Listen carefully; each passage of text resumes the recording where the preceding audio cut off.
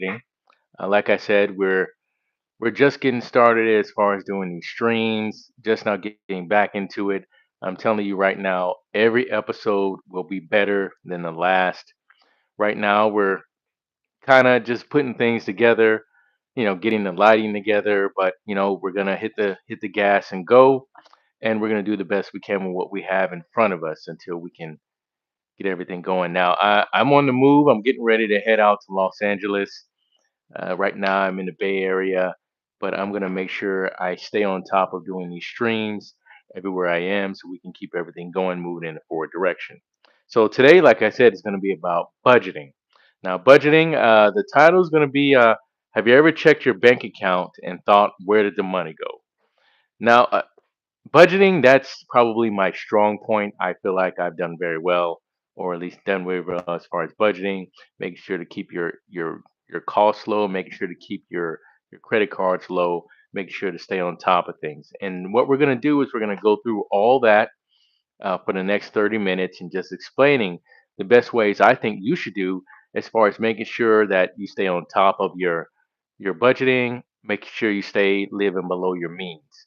And it's important, especially if you're young. If you're young and you can form these habits early, then there'll be no issue. So, like I says, simple budgeting method. Simple budgeting method is basically live below your means. So you know what type of money you make, you know what type of income you have every month. A biggest issue I've seen with people all over the place is overspending, overspending, overdoing things. And as something comes up, there's an emergency, and they don't have any money for the emergency. Why? Because they spent all their money. Little things, eating out all the time, you can get rid of that. Uh, Going out spending money unnecessarily, going out for drinks, alcohol, little things, just little nickets that people buy, knickknacks here and there. Just some people have a shopping addiction. All those things play into you overspending. There are other things that can happen as far as putting you in a bad financial situation, but the biggest thing are the little things. And if you can take care of those, then you can have financial freedom. Budgeting, simple methods to budgeting. Keep a spreadsheet. Now, a lot of people aren't spreadsheet people. I get that. If you're not a spreadsheet person, I'm a spreadsheet person.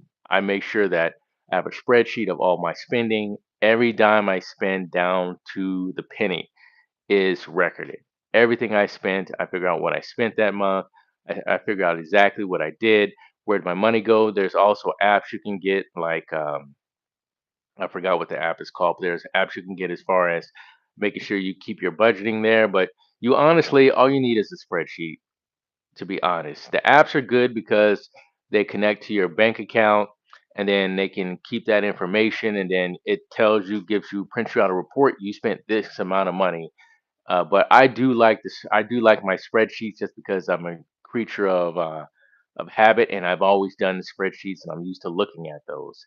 And those apps are nice, and they print out everything. But I like to go to my spreadsheet and say, okay, this, and I'll even plug the information in and make sure I keep everything there because I know that if I spend something, I have to go put it on my spreadsheet.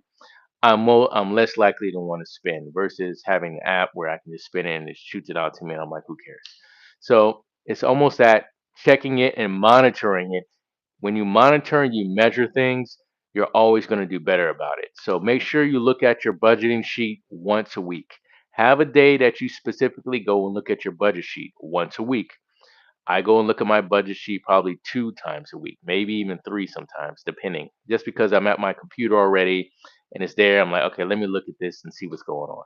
So that's important. Budgeting, simple budgeting methods. Okay, ways to still enjoy life while saving. So you can still enjoy your life while saving. This goes more into the mental aspect of everything. Now you're in your head and you're mentally thinking about what you're doing and thinking that there's a lot of impulsive shopping. Like when people feel bad, people eat. Some people, when they feel bad, they go shopping. Me, when I want to get stress relief, I go to the gym. The gym is like whatever you pay for the gym. So it doesn't cost me much. I developed that habit.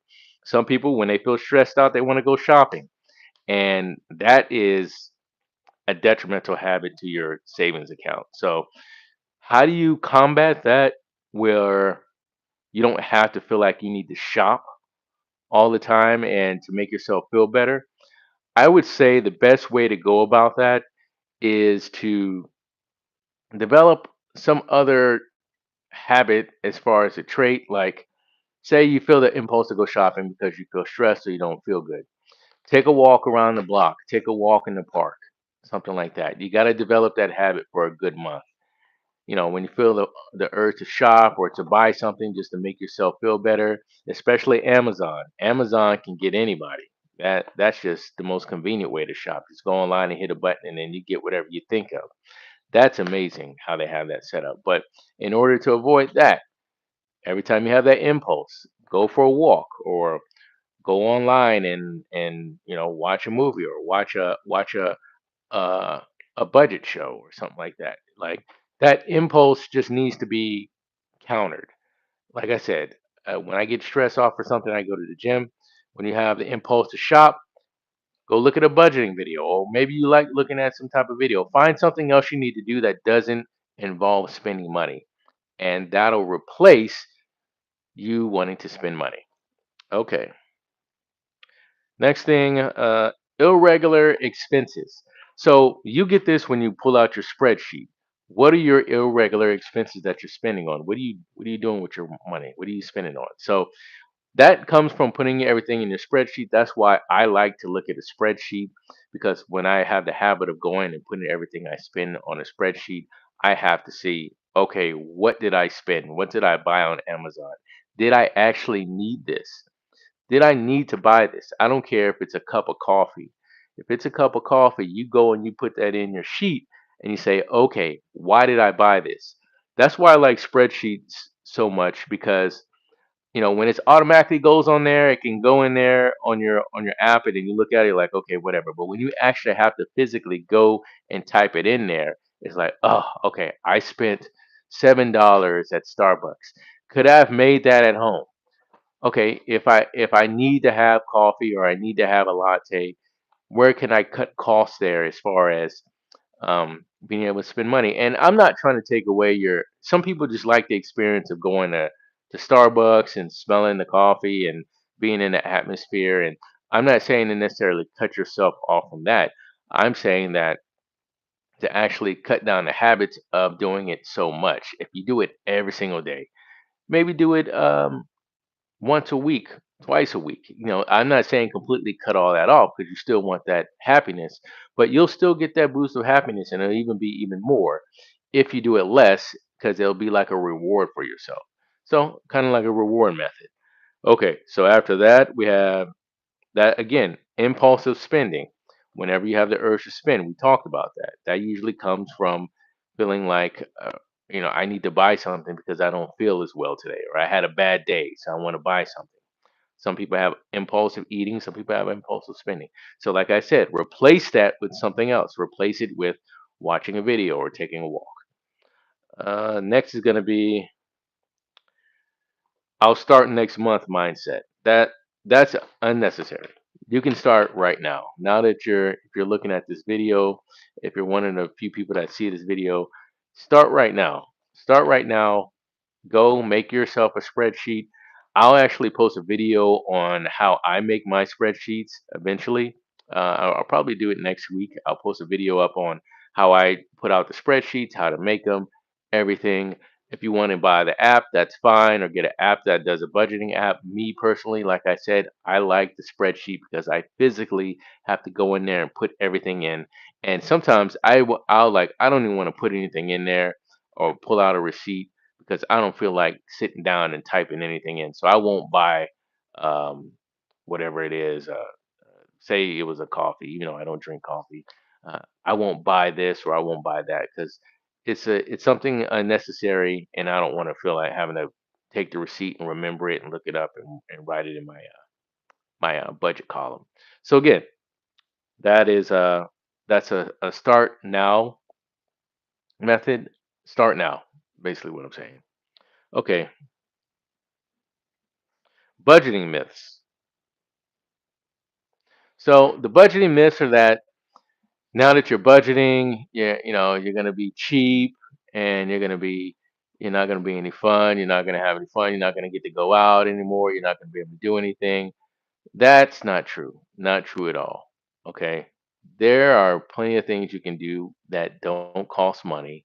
There are plenty of things you can do that and actually will make you more conscious, because there's a lot of fun things you can do that don't cost money, and you'll actually be forced to look for those things. Like, what can I do instead of having to spend money like I usually do when I go out? I spend money on drinks, I spend money going to the club, or I spend money going to the movies, or I spend money going this. What can I do that doesn't cost any money? You can go walk for a walk in the park. You can go to the gym. You can go hang out at a friend's house. Watch some Netflix or something like that, or watch some Prime. You can go do a lot of things that don't necessarily cost money. Now, going out to eat is going to cost you money if you want to go out to eat. You could say, hey, make some food at home, or do something else as far as just, hey, let me read a book. Anything you can do, and you'll find out that those things are just as fun. You had just as much fun. You're enjoying life just as much. That dopamine hit from spending money is not always the it's not always going to satisfy you. It'll satisfy you in that moment, but it's not always going to satisfy you long term. You're going to deal with anguish of wanting to spin again, and that's where you go into that whirlwind of just spending up all your money and looking around like, okay, I went on this shopping spree. I felt good in the moment, but now not so good. My money's gone, and the dopamine hit is gone. But that myth of not having any fun while you're budgeting and saving money is all that, just a myth. You can find many other things to do, and you'll find some things that'll make you just as happy.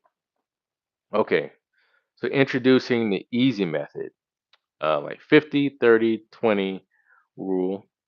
There are 50% of what you get or what you receive from your paycheck need to be spent on needs, things that you need. Like, you need to pay your rent. Okay, you need food to eat. Like, you need to pay certain things. Those are things you need. You have to eat. You need water. You need a place to stay. You need these things. 50% of your income needs to go towards needs. Should be going towards needs. Wants. Okay, so wants, I would say, what are your wants? It depends on your wants. Now, your wants, I would spend probably, I don't know, 10% on wants. What do you want?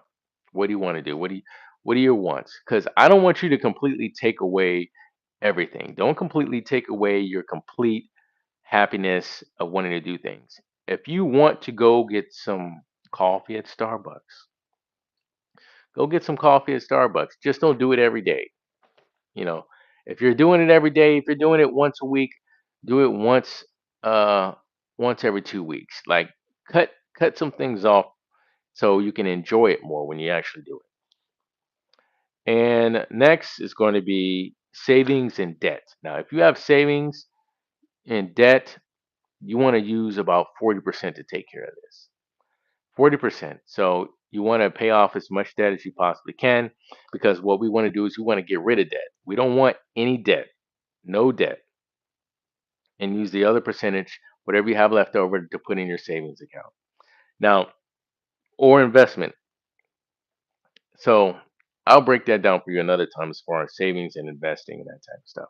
But you always want to make sure that you're saving and paying off your debts. Those are probably number one. Well, after wants, I mean, after needs, because like I said, you need to have water, you need a place to stay. After that, you take care of your debts. Take care of all your debts as much as possible, and just the feeling of not having to worry about debt, that great feeling you have where you've paid everything off, you don't have any credit cards to pay, you don't have any taxes to pay, you don't have any other debts to pay. and you can go straight into savings or go straight into investing, that is just the best feeling in the world. There's nothing going to beat that feeling at all. Nothing. I can tell you this. I've been in debt before. Like I said, I went through a divorce. Before I went through my divorce, no debt, plenty of money, hundreds of thousands of dollars, no issues, no nothing. It was easy. Then I got put through a 3.5 year divorce, and like they, you get cleaned out. You got to give up the money. You got to go into debt. I went into debt. As soon as I got out of that, I put a sole focus on paying off my debt. I definitely downsized. I downsized, and I should have downsized earlier, but this is the problem. I didn't know the divorces last that long. I didn't know you could be in a divorce for an infinite amount of time. I didn't understand that. I thought it was going to be over in like a, there's a 6 month waiting period, and then after that, it'll be 3 months, and then it's done because it could be done like that. But that's not how divorce works.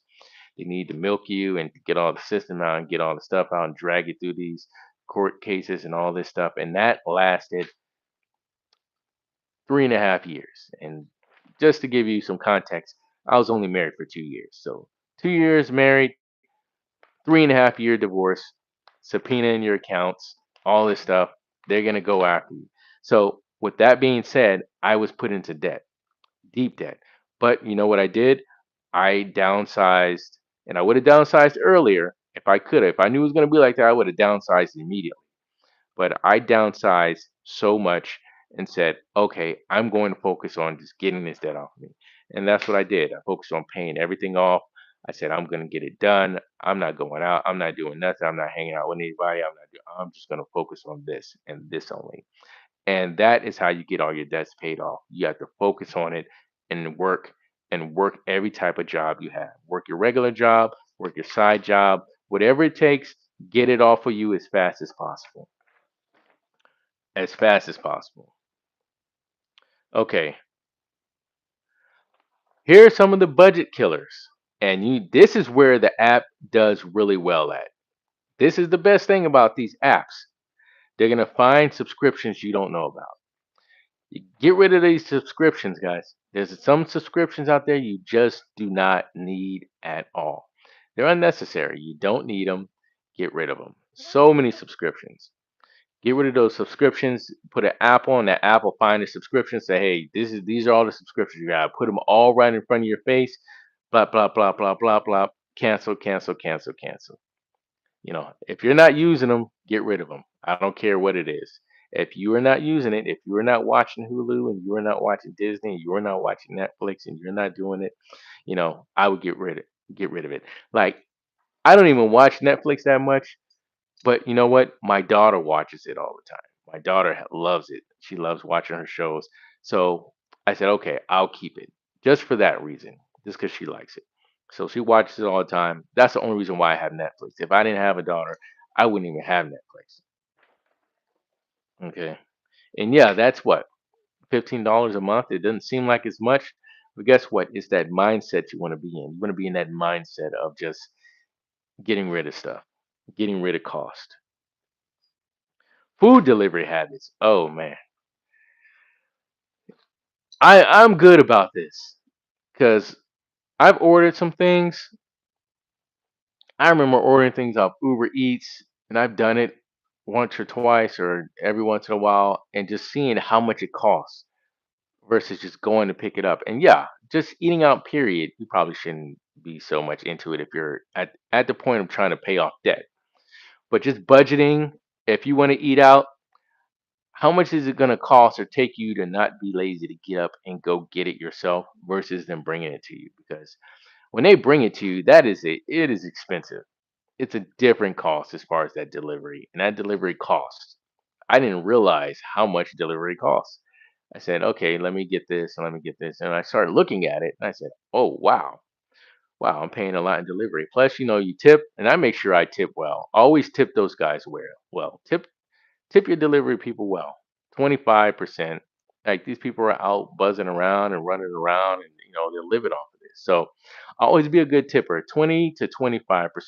I always do that. And even though I don't get, deliveries that much, which is why I tip well. If you can't tip well, just don't do the delivery. Go pick it up yourself, and I tip well on these things.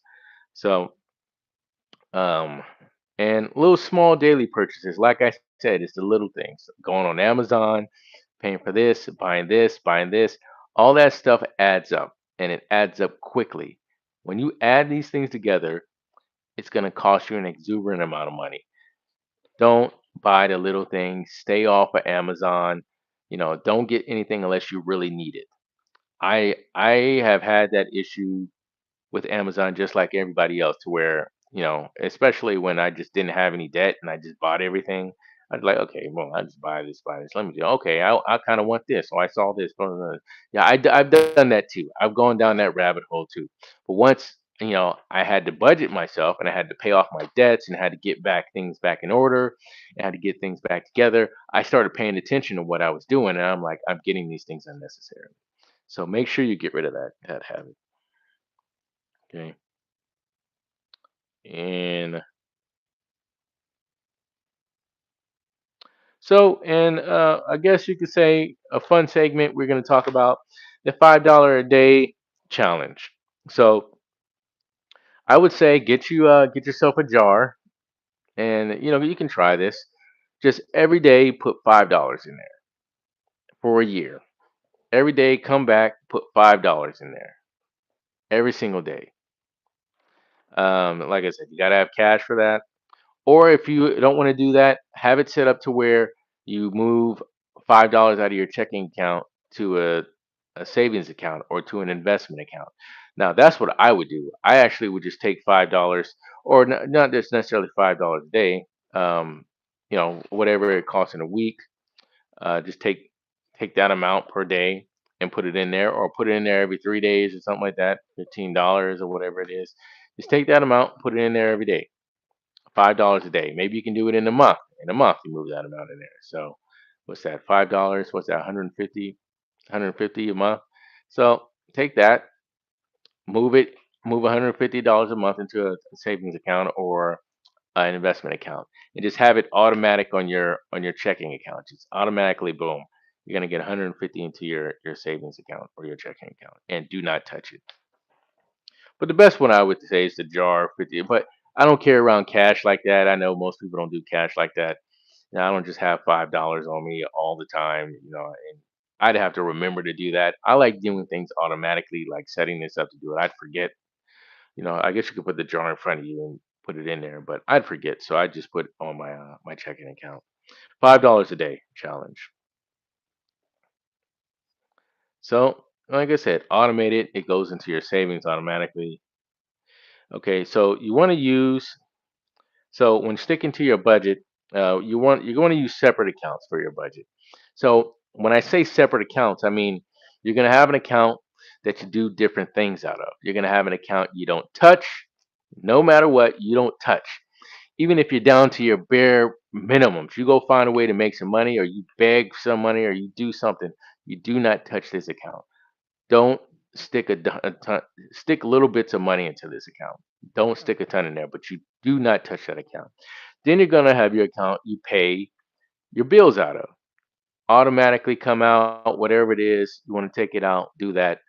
I personally, when I was going through trying to get rid of my debt, I took off all the automatic stuff, and I would purposely sit down and see what I'm spending. Like, okay, I'm going to put this amount of money on this.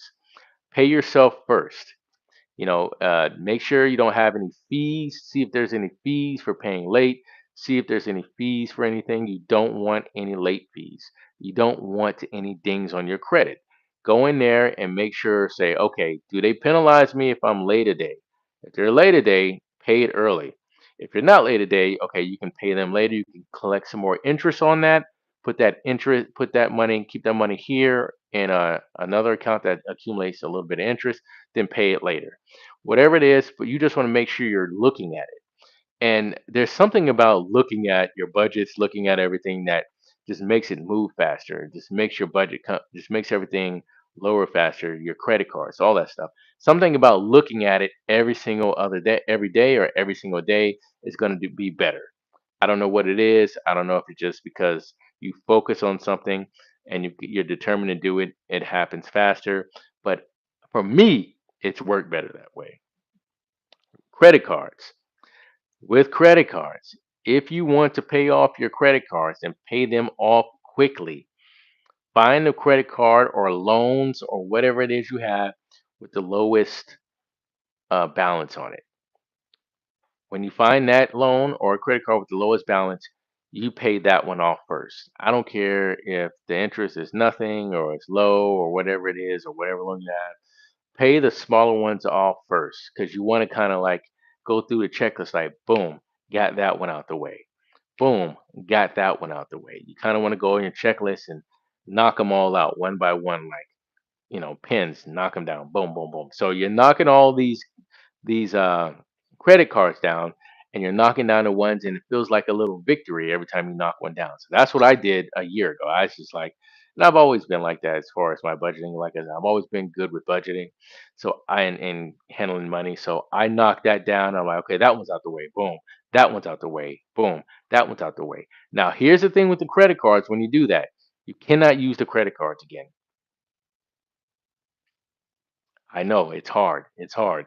You cannot use the credit card again. So do not overpay more money on there if you know you're going to need to use it again. Like you want to take that credit card and put it to the side and put it down, or you might even want to cut it up. I say cut it up. It's a credit card you're trying to pay off, cut it up. Cut it up. Now, I don't say close it. Don't close it because you don't want to mess your credit up. But cut that credit card up. Don't use it. Get rid of it. Pay it off. Okay, so mindset. So now we got to shift our mindset. So our mindset needs to shift budget to budget now. So all of you need to look at, okay, my mind shift is shifting to budget. Spend plan, not punishment. Your spend plan is not a punishment. Understand that. Okay, how do I budget with irregular income? Okay, so irregular income, say you lost your job, you lost these things. It's hard for you to pay your bills. I get it. A lot of people are going through it right now. It can be hard to pay bills. The best thing you can do with this is call your credit card companies, call your billers, call your debtors, and talk to them and explain to them what's going on. Do not hide your head in the sand. Do not hide in the sand. Don't do that at all. You're going to mess everything up. You're going to mess your credit up. They're not going to like you. They're going to stop talking to you. You're never going to get in. Like, you have to talk to these people. Call them up and say, hey, I really want to fix this. I want to do it. But how do I do this to where you understand I'm going through this situation right now? I'm having this issue, blah blah blah. They'll understand it if you talk to say, hey, can you not charge me a late fee? I'll pay you this amount now. I'll give you a couple dollars now. I'll give you some more later. Let's talk again. You got to get into that budgeting thing. Trust me, like I said, I went through a divorce where I had all my money raked out and all everything sacrificed, and then I had to climb back. And I went from having this to being put into debt. I had to call all my debtors. I called them. I became friends with them. I was like, hey, this is what's happening. They said they understood. They put me on a lower plan. They're like, okay, your interest is this. We'll lower the interest to this. Like, okay, give me a year. I'm going to pay this off. And then I follow through. Now, you have to follow through what you say you're going to do. Don't tell them to lower your interest and then you don't do it. Don't tell them to lower your interest and you don't make a payment. Say, hey, I'm trying, work with me. Let's do this. Let's get everything going. You got to talk to them. That's the best way to do it. I was able to do it, successful, got everything paid off, good to go. So you have to do it. Take the time and do it. And we're going to have one final segment because we're going to be closing here in a couple seconds. What if you're living paycheck to paycheck? If you're living paycheck to paycheck, I would say that's that's something where you got to go look at your budgeting. You're outliving your means if you're living paycheck to paycheck. I don't care what you say. You're living above your means if you're living paycheck to paycheck. the last time I can remember living paycheck to paycheck where I didn't have savings or something saved up or something like that. I was in college, and once I got past that point, if you got an expensive car, like, is your car like, do you have a fancy car? Like, you don't have to. I'm not gonna say sell your car, but it just depends on your situation. Like me, I would sell a car and get a cheaper car if that made sense. It's got to make sense. Are you living in an overpriced house? Are you living in an overpriced apartment? What are you doing what do you call what's going on that's causing you to get in this situation to where you're living paycheck to paycheck? Because living paycheck to paycheck I'm not going to say it's a choice, but it's pretty damn close to a choice because it depends on where you live. Because a lot of people are living paycheck to paycheck, and that's because they're living above their means.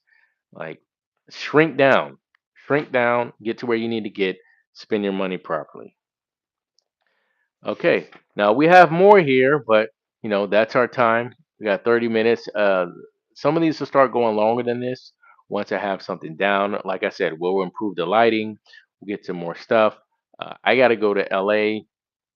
I got to go with my place out in LA and take care of some stuff there. But for reference, always live below your means. That is just so important out of everything. And below your means doesn't mean live poor. Okay, if you make $1 million, don't spend 2 million. If you make a $1 billion, don't spend 2 billion. I mean, just live below your means. That's all it means. Just live below for what you make. Okay, it's a simple concept, and that's probably going to be the best thing you can do as far as budgeting and avoiding paycheck to paycheck.